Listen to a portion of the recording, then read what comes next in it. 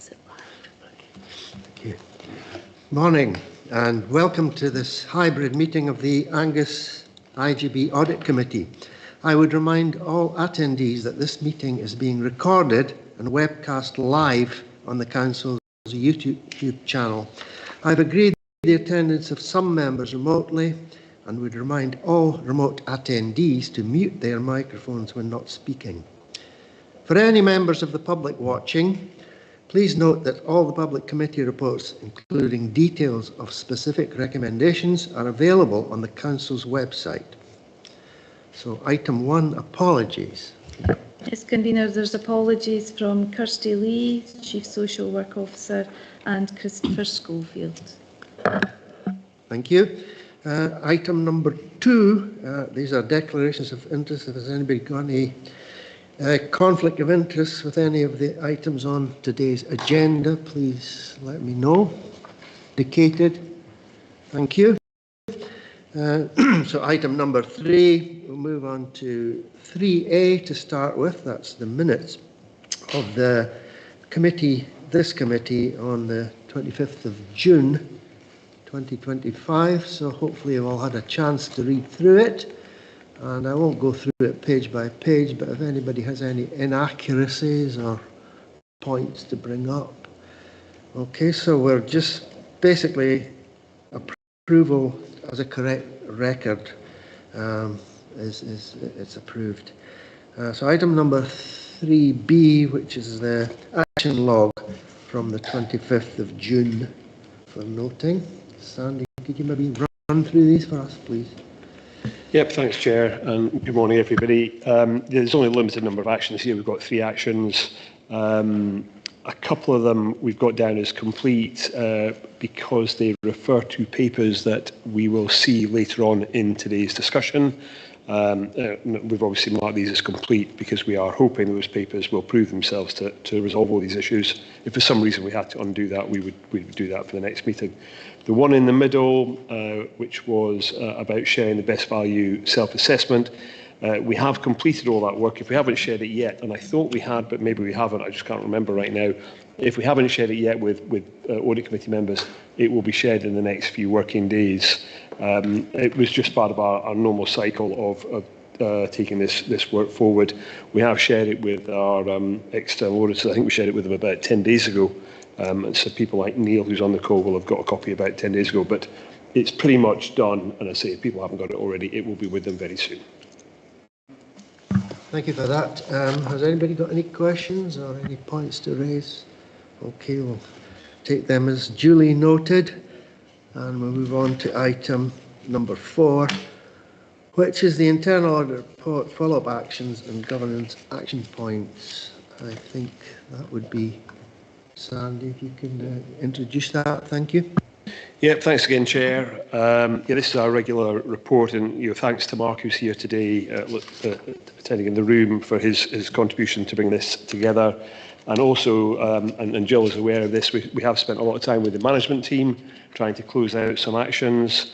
And I think to some extent that was reflected in our discussion at the last meeting that we had of this group, where we had a number of actions that essentially were very much at the cusp or essentially complete. Now, we've summarised that for the purpose of this at section 4.4, where we've noted actions that we talked about last time that we then deemed to be complete during our discussions at the meeting.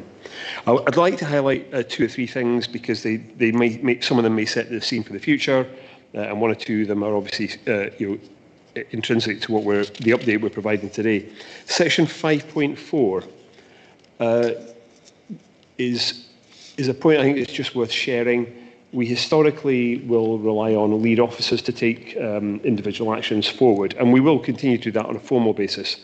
But I think, as a management team, when we're developing our responses to internal audit actions or governance actions generally, we will, maybe in future, and maybe in the narrative that we shared here, note that we are also relying on working groups rather than just individuals. The individuals will be the lead people, but we will potentially rely on working groups to make sure that we've got a collective response to some of these issues which require more input than just that of a named individual, although formally it will sit with a named individual. So you might see that coming through in future reports. In terms of the body of the report, We had some discussions and they're described at section 5.52. This is one of our longer standing internal audit actions where we felt the response, the management response probably needed to be updated, modernised and refined. We shared our thoughts on that with our internal auditors. I think we had a discussion with yourself, Anne-Marie, during over the last month, just to say, that's maybe what we said in 2022-23, but this is probably the response we need to be marking ourselves against. And we've updated that in the attached. Anne-Marie, and I'm assuming she had a chat with Jocelyn, hopefully. Not that you guys have to always confer with Jocelyn, but you maybe did. But we felt it was the right thing to do to update these things, and we provided an updated status on those. And essentially, we are noting that we've probably reached a steady state on some of these things, and we are content to treat them as complete or superseded. In section 5.53, we refer to an action that's been completed, and that's one of the things that's the second bullet point there. That's it referenced in detail in the separate report, item 11 of this report. And equally at 5.6.1, we are referring to work on the lead partner audit points, and I think that's the next item today. So again, that report itself recommends completion of this particular audit action. I'm going through these in a wee bit of detail because section 5.6.2 also refers to an action that we are now suggesting needs to be treated as being superseded. It was one where we were looking potentially to develop a position regarding metrics and KPIs, but these are largely things that we believe will be taken forward through, they can't be taken forward in isolation by ourselves. They will be taken forward through regional forums. We've used an example of there, for example, mental health forums, it could be primary care forums, it could be other forums. We will, as a management team, actively try and promote the follow-through of that work regarding regional KPIs, but we think for now, as we should treat these issues as being superseded. I think, Jill, when we were speaking about this in the management team, we also referred to some of the national frameworks that will emerge, that you see in the IJB papers this afternoon, that themselves will also potentially create a different type of performance framework that won't just be applicable to Angus, that we may see roll out across wider, either regionally or Scotland-wide. So reflecting all those updates, and I appreciate this is clearing up a few things, but we think it's a reasonable thing for us to do that. We've listed the recommendations at 6.2, with 2 or 3 actions being superseded and a couple of actions being complete. And that 6.2, alongside what we agreed at the last meeting, does mean that over the last 2 meetings, assuming the committee are okay with this update, we will have reduced a number of the actions that were outstanding, and a number of them have been long-standing, by a considerable margin. We are, of course, continuing to add on new actions, and that includes the things from the internal control evaluation at the last meeting, and will also include the output of one of the internal audit reports we see today. Again, just looking forward, we are going to look at some alternative formats for this report. We know that it's section 6.3. We hope to do that at some point over the coming months and potentially through the development session that's scheduled for October. So that's a couple of things looking forward. But as I say, we've tried to reset where we are with a few things, so it does move this report on quite a bit in conjunction with what we agreed in June. So happy to take any questions, Chair, or comments. Has anybody got any comments or questions about the points that Sandy raised? No, I don't see any. I would just like to add that it's, from my point of view, it's great to see this. I can only say almost a deadlock situation kind of moving forward. Some of these historical things were there forever and they didn't move. So because of reasons you've explained, that there are items beyond the immediate control of the IJB, and they're also multidisciplinary, if you like, responses. So the fact that it's being allocated to the actual teams rather than individuals, and also clarifying the points that were historically maybe relevant 7 years ago, but now maybe in the light of modern and organisational developments no longer need to be there in the form that they're in, but we don't lose sight of them, but just rephrase them. So yes, I think it's after many years, it's nice to see what appears to me to be a a way ahead for some of these long-standing issues. So I'd just like to thank you for that. You want to say something? Yeah, I appreciate a lot of these are internal audit actions, and I don't know if Jocelyn or Anne-Marie would maybe like to comment. I mean, I hope we're taking a measured approach to this. We haven't rushed to close these things out, historically, and equally at the same time, not just for the things that we've seen today, but for one or two things we've spoken about over the last year, we've maybe felt we've maybe reached a more steady state. And we have to kind of acknowledge that and maybe move on and perhaps focus our governance improvement on other things. But I don't know if either Jocelyn or Anne-Marie might want to comment on where we are.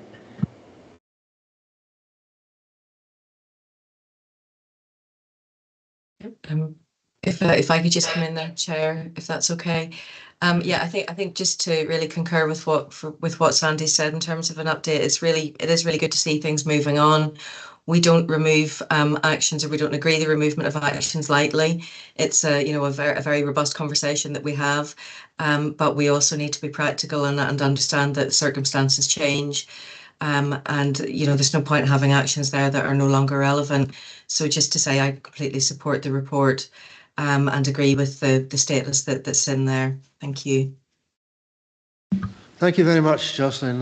Your support is very much appreciated in this exercise. So thank you. I'll move straight on to the recommendations, which are. I was told when I started doing this job that I have to read them out verbatim, but I've noticed a lot of chairs just say, "You've seen them, and you accept them." So I'm going to stick with the old school.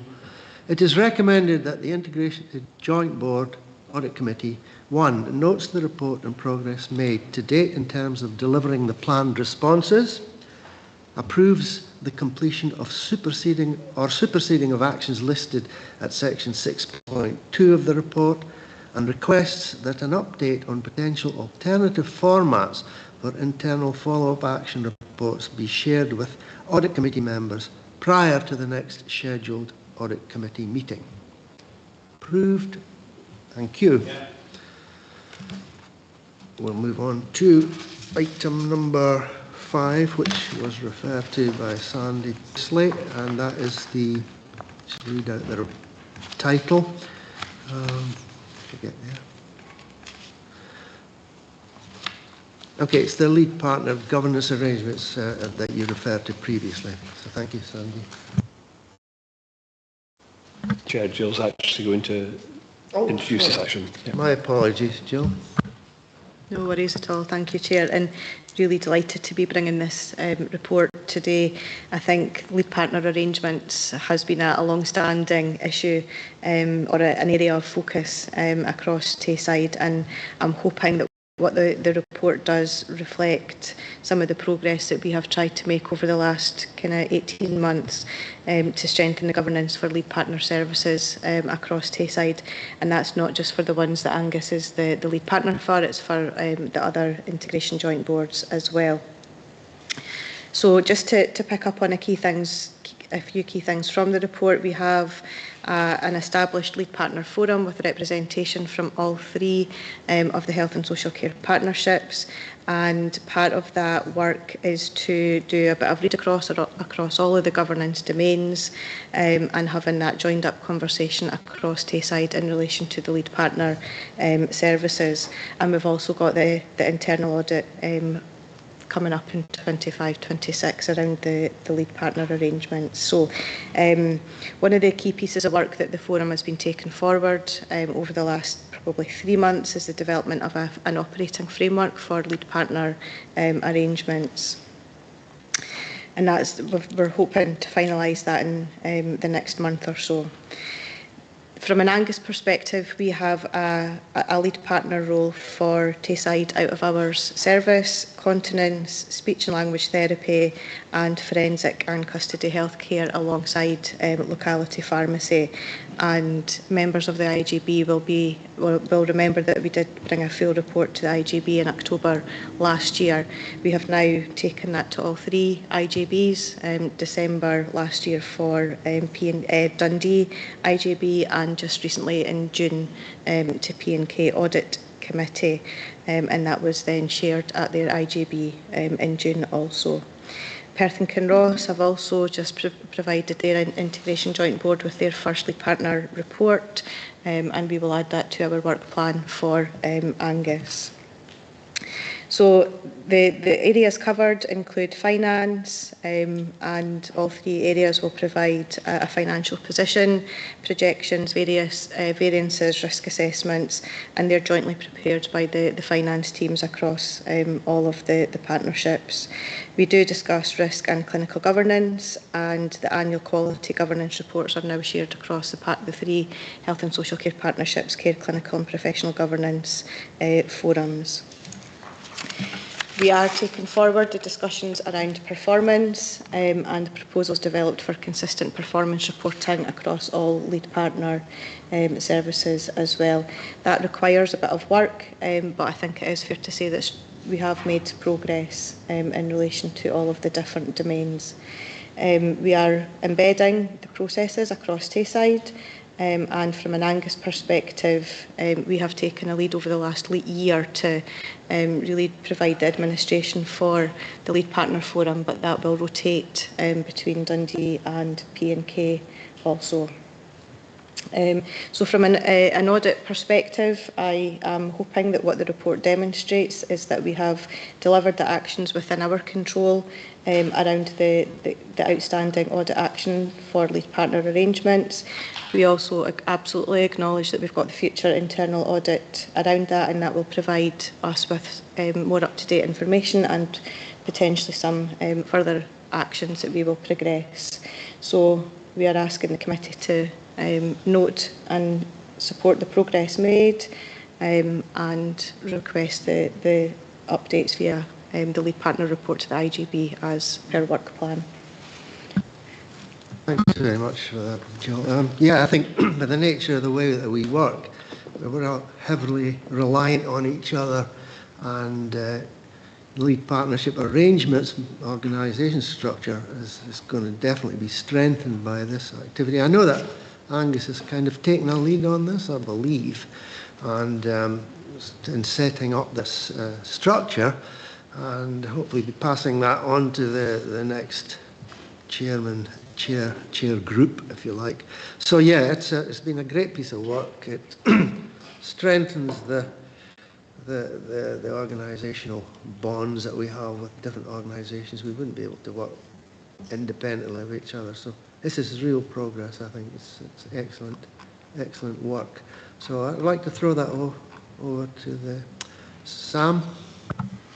Yeah, thanks, Jill, for the report. Just out of interest from my own background, do you decide between you just what you do, or does NHS Tayside dictate to you which parts you'll look after? Yeah? As in from what lead partner services are delegated. So they were discussed as part of the integration scheme in terms of the services that would be delegated to each of the individual partner organisations. Chair, if I could just come in on that. Yeah, you're right, Jill, obviously. A lot of these were agreed before, just in the period running up to the creation of IJBs in 2016. They'll not necessarily be the same forever, and that's something that could be reviewed. But they were put together at the time for various reasons. We've got prison healthcare is overseen by Perth, for example, because that is where the main prison service is. The brain injury services are overseen by Dundee, because that's where the main brain injury services is.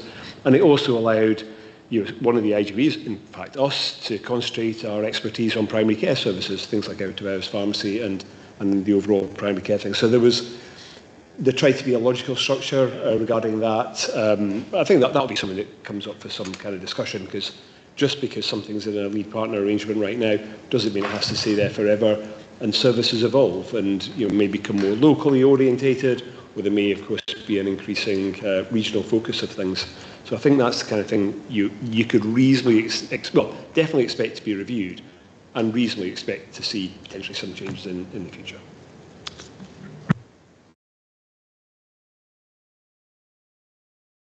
Thanks for that question, Sam. Anybody else got any? Lewis? Yeah, thanks. Yeah, just to follow up to that question and your response, Sandy. So what is the mechanism for review then, and how often do these arrangements get reviewed? Thank So I can answer that, Chair, if that's okay. So as part of the review of the integration scheme, so our current integration scheme is from 2022 to 2027. So that is coming up for review again. And as part of the review of the integration scheme, part of that role will be to review the lead partner arrangement responsibilities as well, and taking into account where things are now in comparison to where they were in 2015 for the shadow, and then 2016 when IJBs were established. Things may move around in terms of where they are currently sitting as to where they'll be in the future, but it will be done as part of the integration scheme review. Thank you. Jocelyn's got her hand up. Jocelyn. Yes, Jocelyn, you've got something to say, thanks. Yeah, thank you, Chair. It was just to confirm that in terms of the audit, and I'd anticipate that we look at quality of care, workforce, financial impact type risks. Just to confirm that we do have a similar audit ongoing at the moment for Dundee City and for Perth and Kinross IJBs. So, those three that'll all come together, so you'll get that coverage across Tayside. Thank you. Thanks for that information and clarification, Jocelyn. Thank you. Anybody else? No, I think everybody's happy with the report. We'll move on to the recommendations. We've been asked to note the progress made in establishing lead partner governance arrangements across Tayside and endorse the breadth of those arrangements. Request that via the Audit Committee action log, the Audit Committee is kept informed of the progress with the development of performance management for lead partner services and the updating of the framework for the operation of the lead partner forum.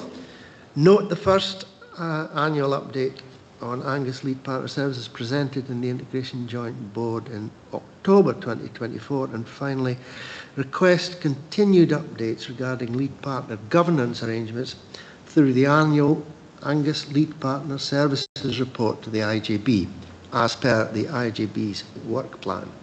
So, quite a recitation. Anyway, so we're all happy with those recommendations. I'm sorry I said that. Anyway, we'll move on to item number 6, which is the internal audit plan progress report by the Chief Internal Auditor. So, Jocelyn, could you introduce that one for us, please? Thank you. Yes, thank you, Chair.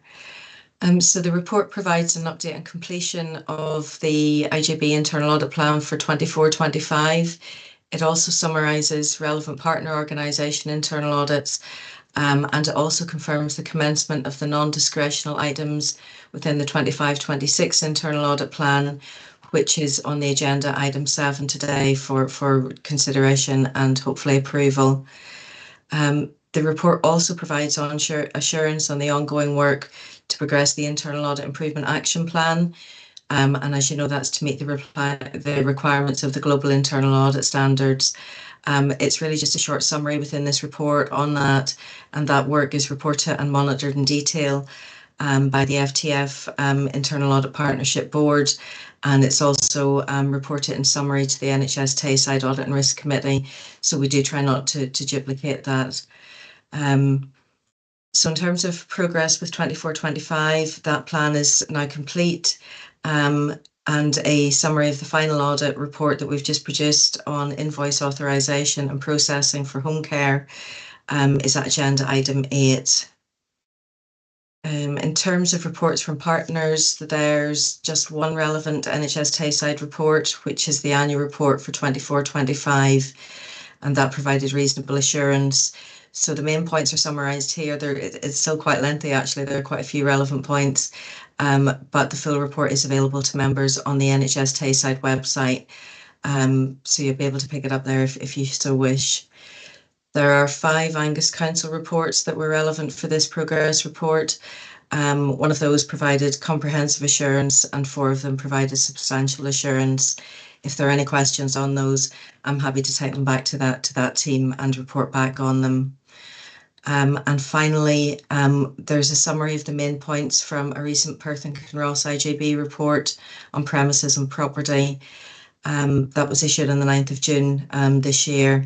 So this report provided limited assurance, and it has already been considered by the Perth and Kinross Audit and Performance Committee back in June.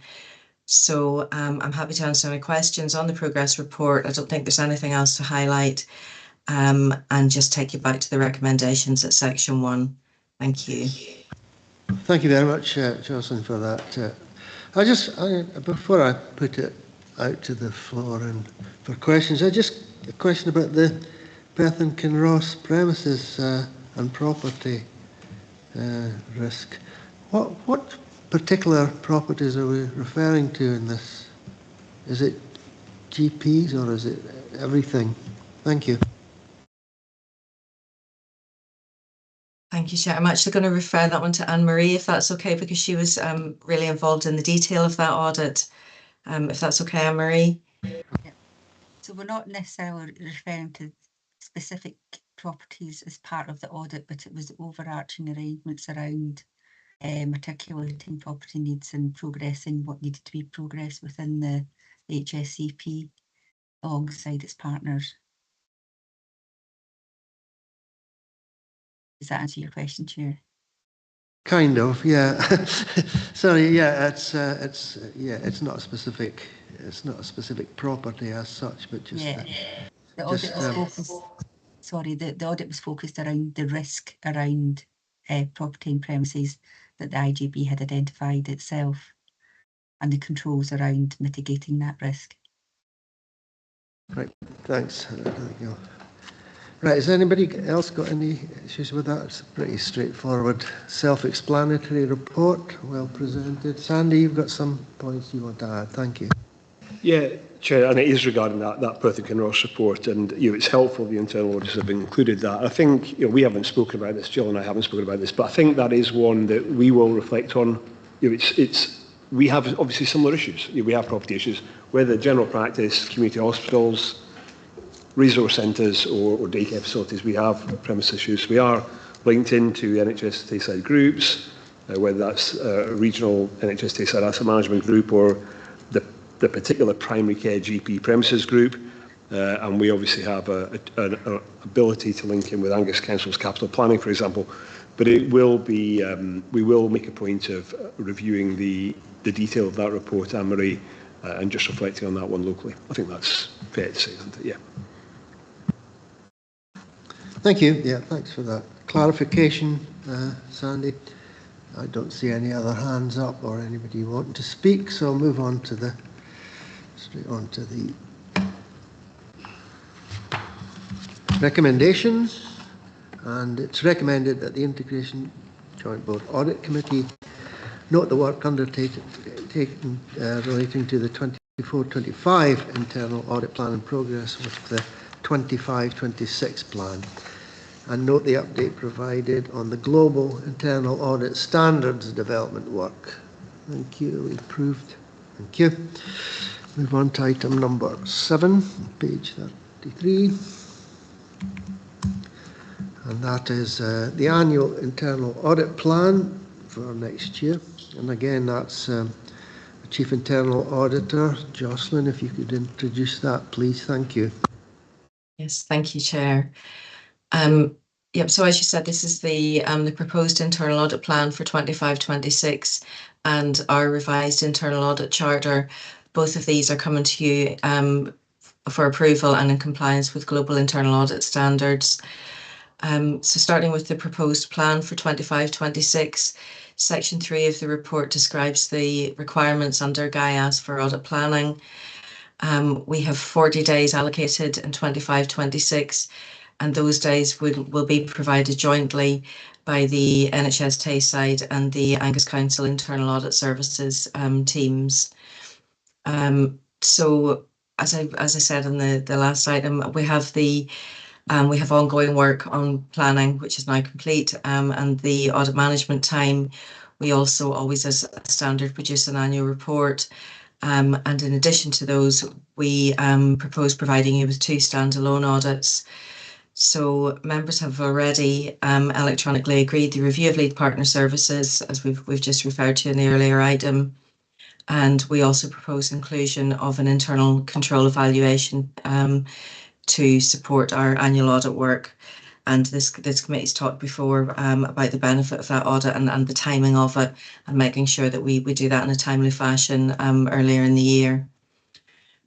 So moving on to the Charter, as previously agreed by the committee, the Charter is revised and approved annually. This year has been a little different, again, coming back to compliance with global internal audit standards and the application note in the UK public sector.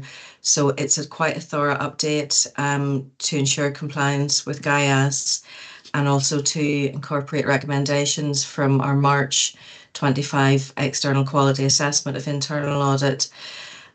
So normally I would bring you a track changes version of the Charter, but this year it's in a new template which was provided to us by the Institute of Internal Auditors. So I didn't feel a track changes version would be helpful for the committee because everything's moved around really, and we do have some additional aspects. So just in terms of those, what the Charter does and those updates for this year, the Charter really sets out what we do as an independent internal audit service. And one of the main differences is it really describes our relationship better now with both the organisation and with this committee. It includes an internal audit mandate at Section 2, and again, that's a new GAIAS requirement, and that sets out internal audit's authority, role and responsibilities, and that includes relevant legislation and again, the authority of this committee. So we have a description of the oversight role of this committee at Section 3 and a more expanded description of the Chief Internal Auditor role at Section 4.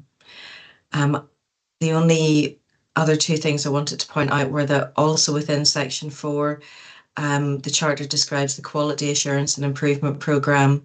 So that's really designed to make sure that you're getting the assurance that we are complying with GAIAS and that we're implementing the improvements that we should be, and that we're performing the service in line with our performance indicators. And I think the only other main difference is that there's now a requirement for formal approval by the chair of the committee, the chief officer, as well as approval by the chief finance officer.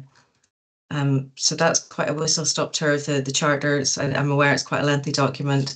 I'm happy to take any questions either on the proposed plan for 25-26 and the Charter. Thank you. Thank you, Jocelyn, for that. Okay, it's I'll just throw it over to the floor first of all. Sandy, have you got any comments on GIAS or how it affects us or anything like that? My only comment, Jocelyn, is regarding the Audit Committee Oversight section of the GIAS. At some point, and I don't think we need to rush to do this, but at some point in the next few months, it might be quite good just to document our local position against each of those markers. I think we're going to be largely compliant with most of the things in there. It's not dissimilar. We were talking about our development session coming up and looking at the kind of the expectations of audit committees in that. And there's obviously an overlap with some of these things, I suppose an expected overlap. So, we're largely compliant with that existing guidance, and we will just make sure that we're compliant with this. But it would probably be good to document that at some point, and if not before, we can maybe do it during the internal control evaluation if we haven't done it prior to that. Okay. Thank you for that. Okay, yeah, it's actually the Charter is a fairly easy document. It's lengthy, but it's not a difficult document to read, and it is a good description of what the internal auditors do for us. Also, I note the fact that this it's a timely internal audit on the lead partnership arrangements is kind of welcomed at this point. So with those comments, I'll just move us on to the recommendations, which are that we approve the internal audit plan for 25-26 and request that the IJB's internal auditors proceed with the implementation of the approved internal audit plan and report back to the IJB Audit Committee regarding progress of that plan. And finally, we're asked to review and approve the updated internal audit charter. Are we all happy with those recommendations? Yes. Thank you. So they're approved. Moving on now to item 8, which was previously mentioned by Jocelyn, just to find it, which is the internal audit to invoice authorisation and processing of home care services, AN05, Action AN05 24. Is Sandy, you introducing that one? Thank you. Yeah, thanks, Chair. I will introduce this, and if our internal auditors, Jocelyn or Anne-Marie, want to comment, that would be helpful. So I think, as Jocelyn has already said, this is the final part of the 24-25 internal audit plan.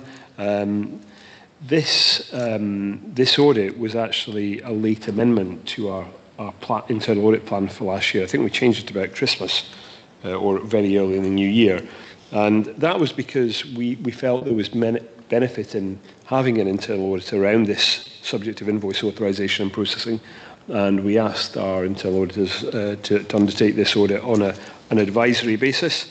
And I think it has given us some helpful output in terms of this area, which will give us clarity about some of our governance arrangements. So we were looking at the internal processes we have and being able to rely on the expertise of the internal audit team. In this context, it would be Angus Council's days, if you like, in the plan that was supporting this, and obviously they have an element of familiarity with some of the systems that we use within Angus Council. We have this particular audit focused on home care services. Most of you, I'm sure all of you, will be aware of how much, what a pivotal part of our provision home care services are. And at the bottom of the first page, in the bullet points, section 4, we note that we spend £90 million these days on home care. It's a significant part of our landscape in terms of social care provision, alongside the likes of care homes and others. With that activity comes a lot of record keeping in terms of hours that have been undertaken and delivered, and therefore a lot of invoice processing. And this is why we were trying to ensure that the processes behind that were fit for purpose.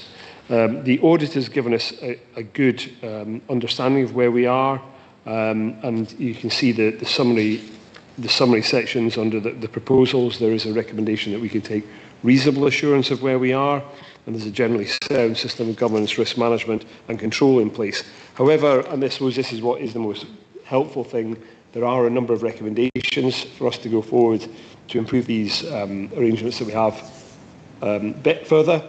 We're already working on these, and you can see that one of the actions has already been complete, the third one has already been complete, and we're certainly working very rapidly towards the first and second, which are a wee bit interrelated. We're working towards those already. And that reflects one of the key points about trying to standardise some of our processes throughout the partnership.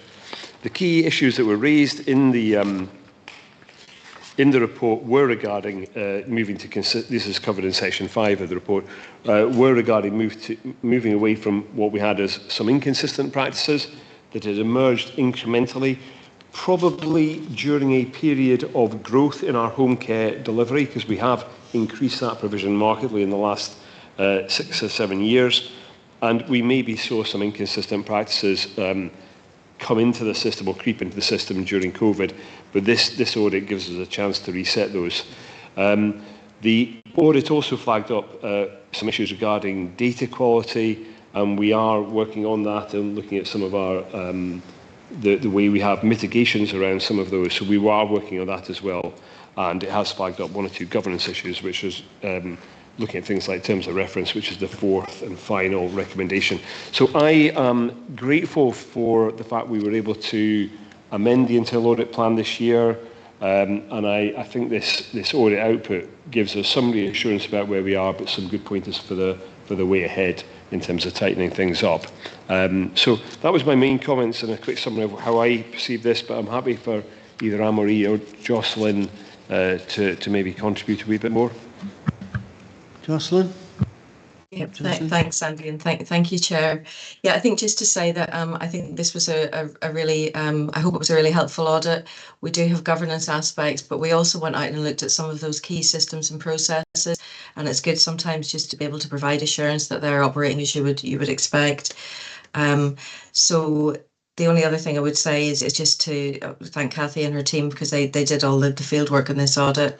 So that was the council team. But just to say as well that in terms of the management responses, again, we had a good conversation about the findings and what the responses were. And just to confirm that I'm happy with the responses in terms of a way forward. Thank you. Thank you very much for that. Anne-Marie, did you have anything you want to add to what Jocelyn said? Chair, no, nothing else to add. Jocelyn's covered it all off. Thank you. Thank you very much.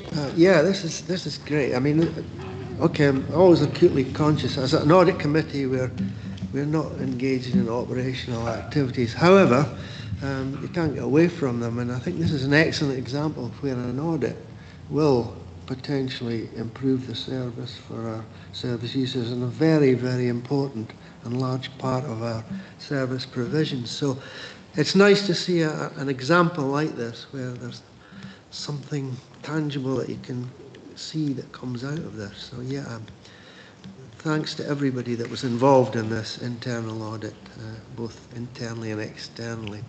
So has anybody got any questions on this report? Thank you very much. I'll move on to the recommendations, which are to sorry, Lois, sorry, you're too... Live up to the name. It was with regards to on page 52, point 4, and the data quality. I just wondered if you could just provide a bit more insight into that and that work in terms of the, you know where I am, Sandy? Yeah, is that okay? Thank you. Yeah, thanks, Lois. Yeah, I mean, this is, I'm going to say, a really interesting issue, but I may be exaggerating by putting the word really interesting in there. But it is interesting because this is about managing a large quantity of information. We have lots of providers working for us delivering home care services, and those providers are delivering care in many places, in many different houses. And we've got to make sure we're obviously reimbursing the providers, paying the staff. We've got to make sure we reimburse them as accurately as we possibly can. And we know that those providers use many different systems to record the activity that they're undertaking, but they don't all use the same systems. Some of them are local providers and some of them are national providers. And by the time we receive information from them, bear in mind we're doing, I think, nearly 20,000 hours of this kind of activity every single week. It's not like when you're approving an invoice, or we're approving an invoice, it's not like I've just received one new computer, taken it arrived last week. This is 20,000 hours of care being delivered every single week. So we have been looking at the ways to do that the most efficiently, because there's a lot of data to be kind of checked, but also to do it as effectively as we can to make sure we're doing it proportionately, not being overly onerous on either ourselves or our providers. So we have at times been looking at things like electronic systems, and is there a particular electronic system that we could all commonly use? But that's really difficult when you're working with a variety of providers who are not all local, who clearly will have other services being provided elsewhere in Scotland. So some of the ideas that we maybe had about 5 years ago, because there was a preceding audit regarding this issue, we were maybe a bit simplistic in some of the things that we thought, well, maybe aspirational about some of the things we thought we could do, and we've had to temper those. But we have got this short life working group continuing to look at the way that we can do this issue about making sure we have the right quality of data to reimburse people fairly for what they've done. Whether it's an electronic solution that we almost commonly agree, or is it a way of extracting information out of people's systems that they're prepared to share with us to make it an efficient system that works for both parties, or is it something else? So that's why I say it's interesting. It's just working out the right way to deal with this massive of information that is efficient and effective. So Yeah, thank you. That's really helpful, and it is quite interesting, and it kind of just highlights as well that just even this one area of business and the complexities that there can be. So thanks. Yeah, thanks very much for that question, Lois, because that was a useful clarification for all of us, I think, and especially useful because I think a lot of the third part of the organisations are struggling at the moment financially. So anything that can improve their cash flow is good for them, good for us. So. Yeah, Chair, that's a good point, because we've said it all the way through as a partnership. We will do our best to work with whether it's the third sector, the independent sector. We will do our best to try and work with them as constructively as we possibly can. Whether that's things like our national insurance responses or other things that we've worked with them over the years. But we don't want to put systems in place that are too hard to work with. We need them to be practical, pragmatic, and also effective. So yeah, we've got to do our best to make sure the practical sides of the working relationship are also fit for purpose for both parties. Thanks. Right, thank you, Sandy. And thanks again, Lois, for that question. So I'd like to move us on to the recommendations. If we can find them.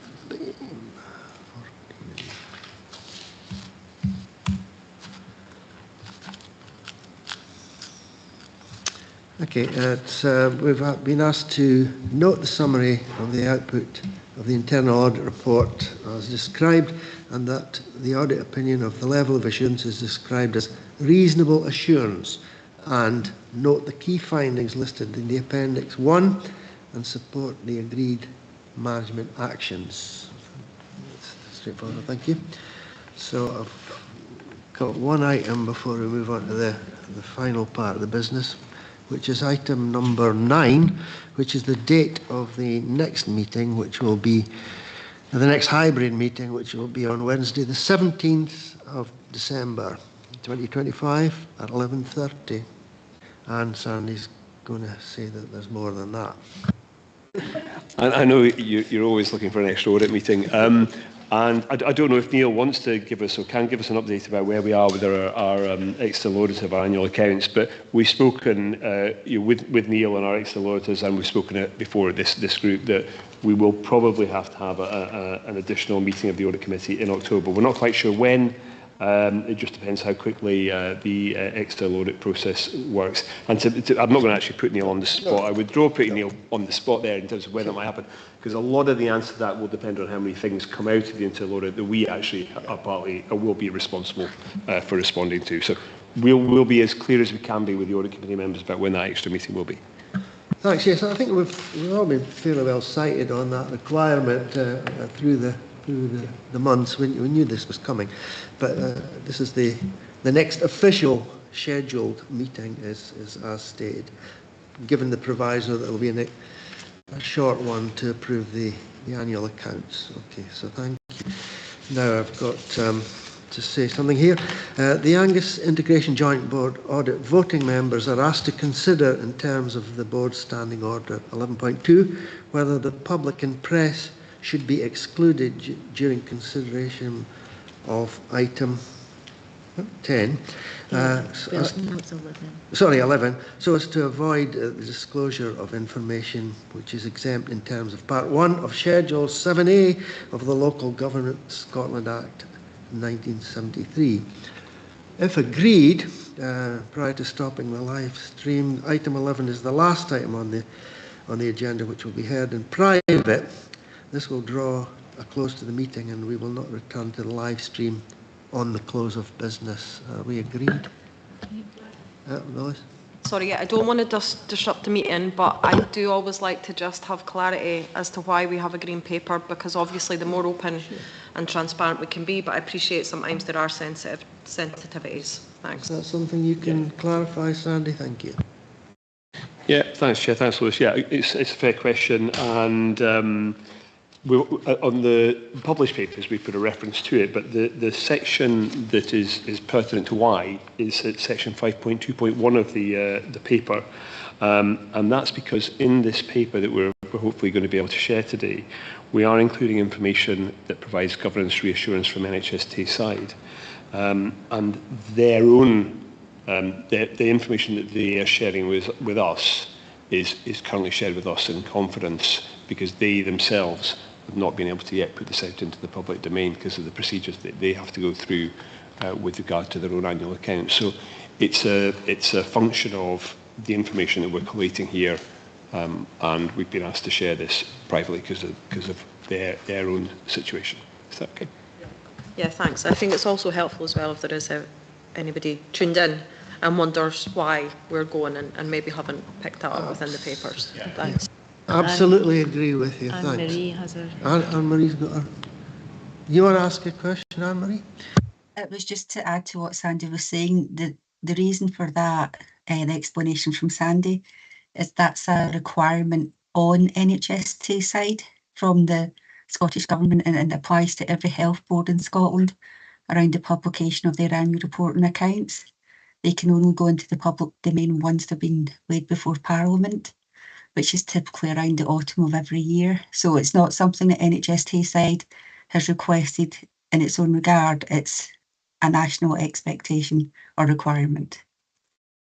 Yep, thanks for that clarification. And yes, Lois, you're absolutely correct to clarify that. And I think it's an administrative hook, but we have to abide by it. But thank you, that's a good point. So that concludes, Chair, the live stream meeting. So Ewan, can you stop the live stream, please?